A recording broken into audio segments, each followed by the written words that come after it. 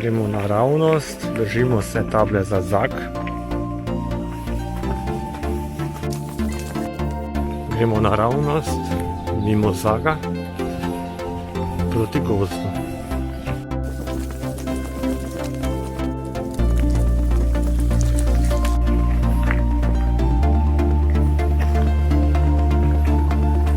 Nadaljujemo torej v gozd, kot nam kaže tabla. Idemo do točka, katerega prečkamo. In na drevesu opazimo markacijo z puščico desno. Torej nadaljujemo desno. Kmalu že lahko zasledimo na drevesu naslednjo markacijo, tako vemo, da smo na pravi poti. Še ena markacija, pot je res dobro označena, markirana pogosto.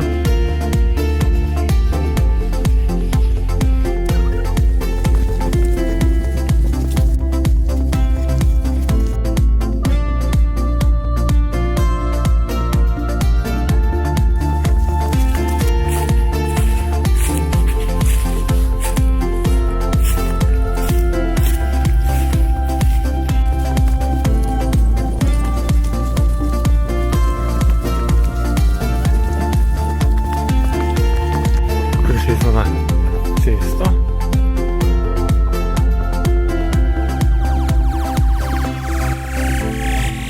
Po kateri malo nadaljujemo. Po približno 100 metrih spet zavijemo iz ceste v gozd, kamor nas usmerja tudi tabla.